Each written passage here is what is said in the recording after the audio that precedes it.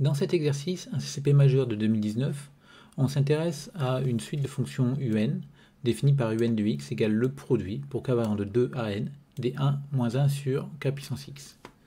Donc première question, on nous demande de démontrer que ln de 1 plus t est plus petit que t pour tout t strictement plus grand que moins 1. Donc c'est une question qui est assez classique. Donc encore une fois ici il s'agit de prouver une inégalité valable pour tout t dans un intervalle. Donc la question qu'on se pose c'est est-ce qu'on a un moyen de la prouver directement avec des considérations t plus grand que moins 1, ça veut dire que ln de 1 plus t fait je sais pas quoi. Mais là on voit pas trop.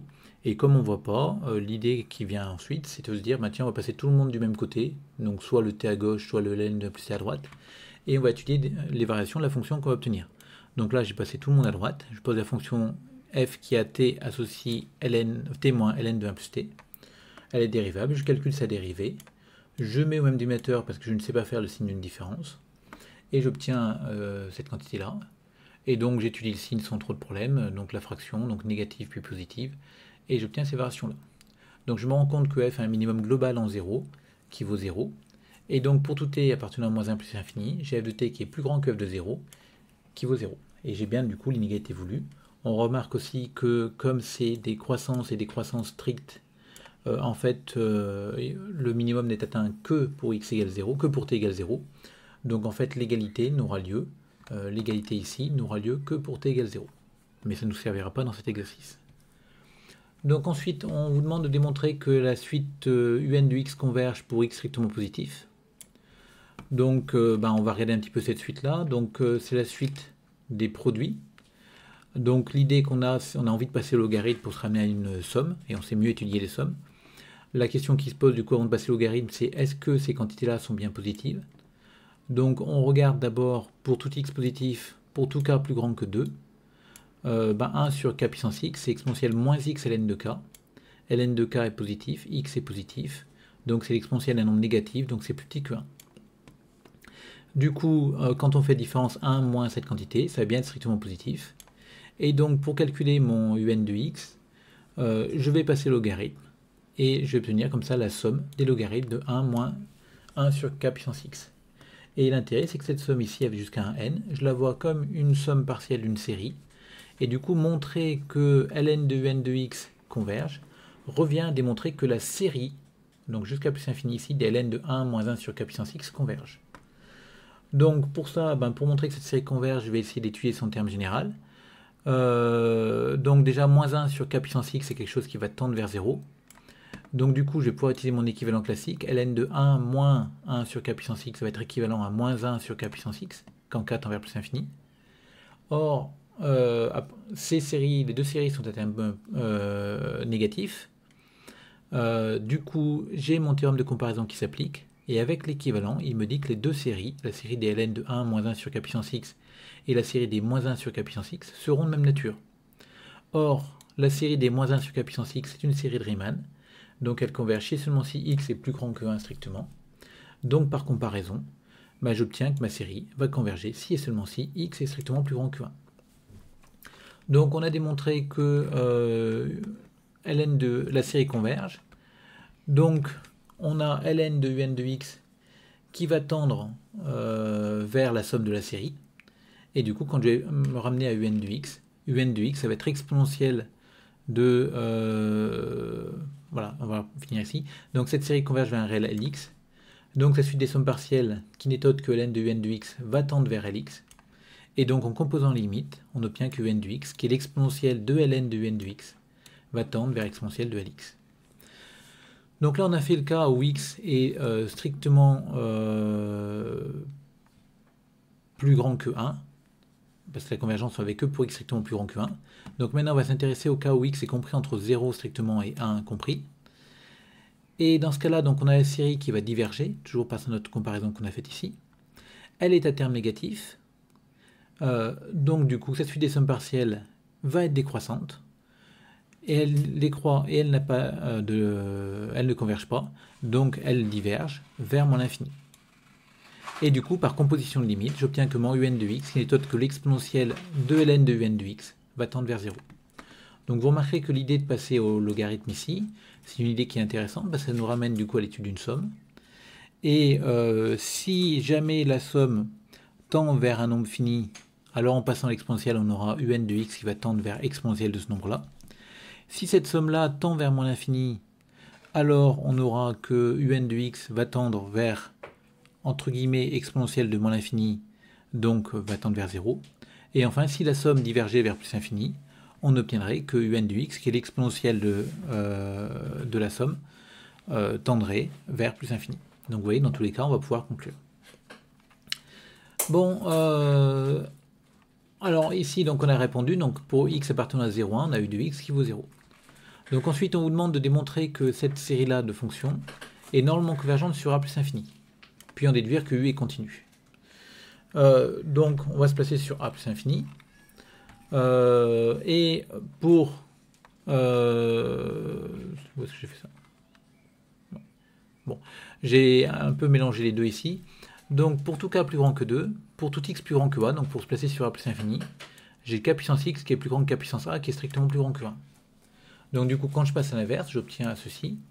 Et quand j'applique le 1 moins devant, j'obtiens que 1 est plus grand que 1 moins 1 sur k puissance x, qui est plus grand que 1 moins 1 sur k puissance a, qui est plus grand que 0.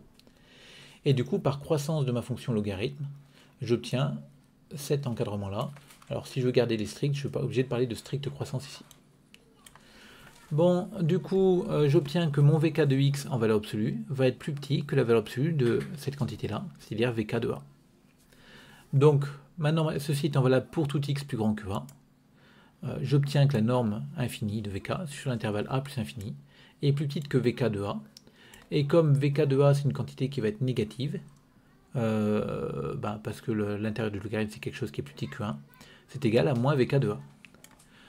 On a vu dans la question d'avant que la série des moins vk de a convergeait. Donc, par comparaison, la série des normes infinies converge. Donc, la série des vk converge normalement sur a plus infini.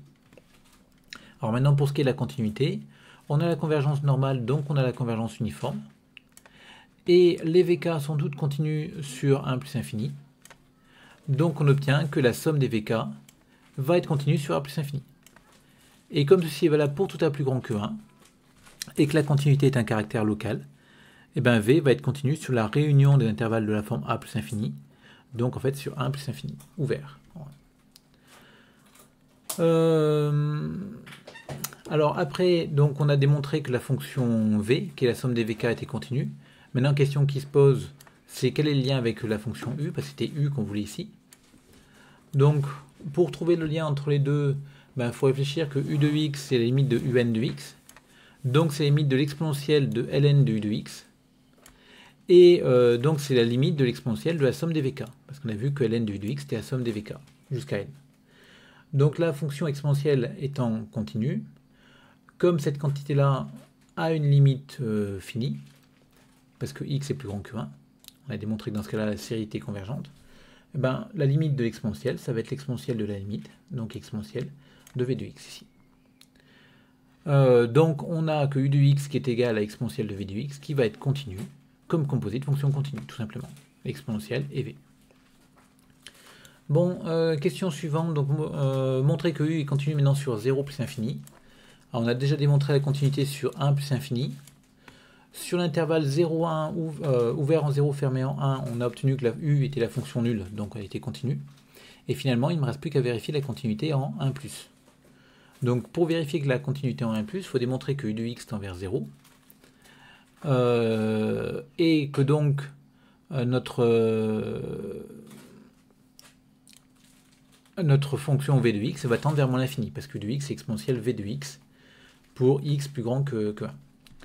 Donc pour démontrer que v de x tend vers moins l'infini, on va utiliser la série des vk de x. Et on remarque que vk va être croissante sur 1 plus infini. Donc pourquoi? On peut regarder par exemple la dérivée de vk. Donc ma fonction vk qui est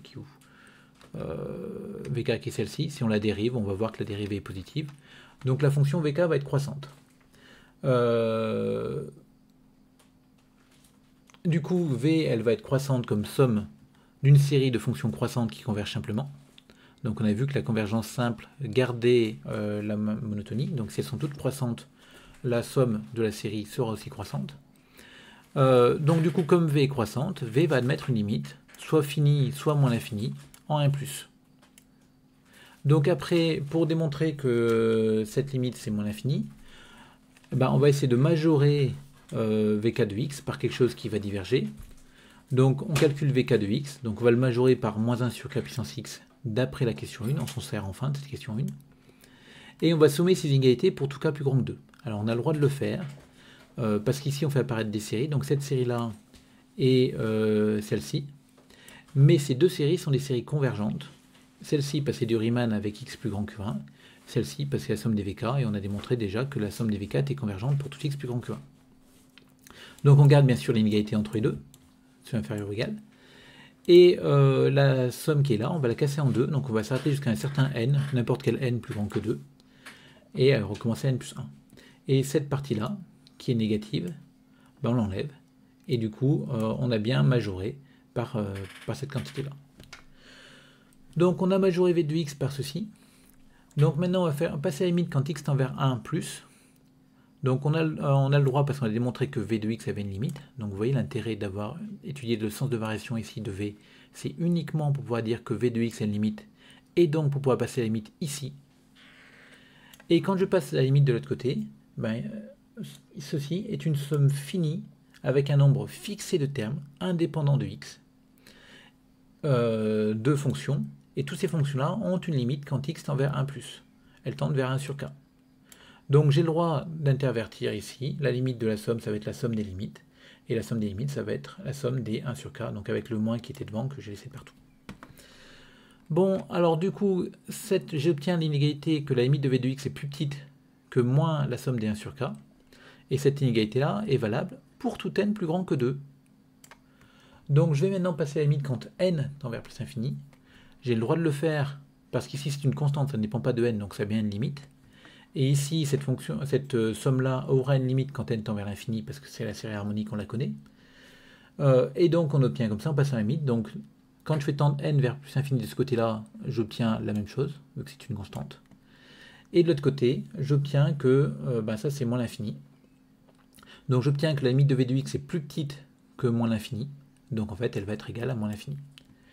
Donc comme maintenant j'ai la limite de v de x qui est égale à moins l'infini, quand je cherche la limite de u de x, on a démontré que u de x était exponentielle de v de x sur 1 ouvert plus infini, donc j'ai le droit de le remplacer, parce que je suis en 1 plus.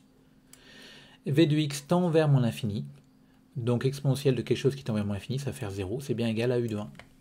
Et comme ça, j'ai la continuité à droite en 1, et donc sur R plus étoile.